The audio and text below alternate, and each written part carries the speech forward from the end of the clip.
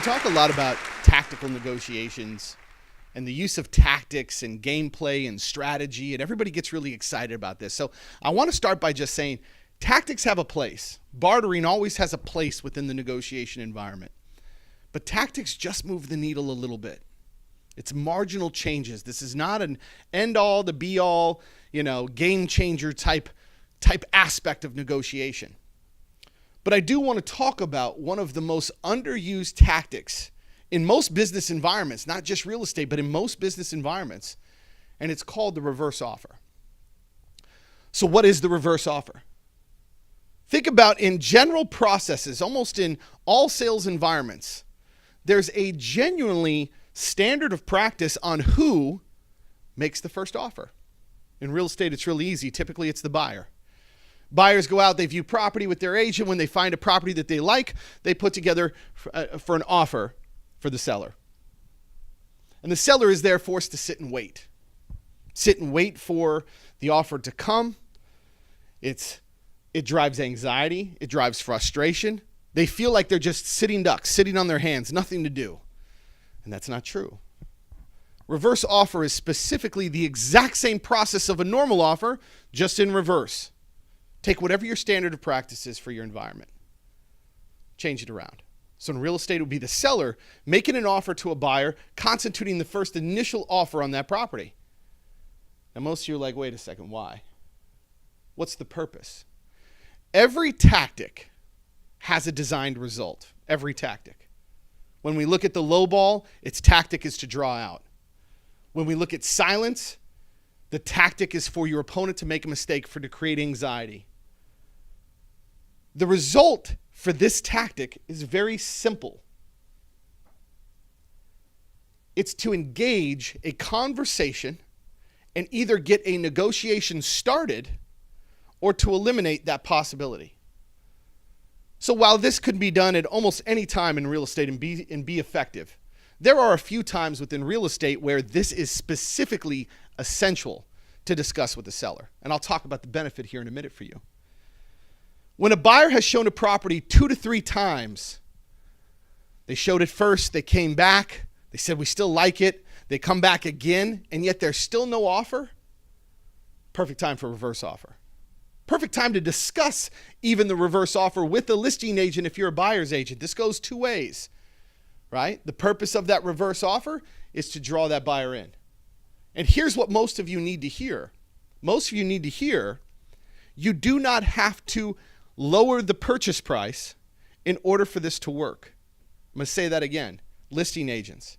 You do not need to lower the list price in order for a reverse offer to work. Do I think that it's beneficial for you to look for other terms, deposits, closing dates, personal property, things that will help incentivize that party to move forward? Yes, but it doesn't always have to be price. It doesn't have to be price. That's how a lot of sellers see it. But instead, what we're going to do is we're going to give them evidence. We're going to show them we're going to go be above and beyond in regards to other real estate professionals. We're going to show them that, hey, we do have some action that we can take. So before we lower the price, I'm always going to start, guys, with the predicated conversation, right? It's time to lower the price. But I don't think you need to do it today, this moment, because here's what I'm thinking. We're listed at $650,000. I think we need to be listed at $599 in order to get the next set of buyers and to get really this property back moving in the right direction. But I want to prove it to you. Let's first go back and let's make a reverse offer, make an offer to the last 2 or 3 buyers that showed this property at $650. Any buyer that had good feedback, solid feedback, good property, still looking, or maybe early on in our showings, etc., whatever that feedback is. Let's make a reverse offer. And this time, we're going to incentivize them.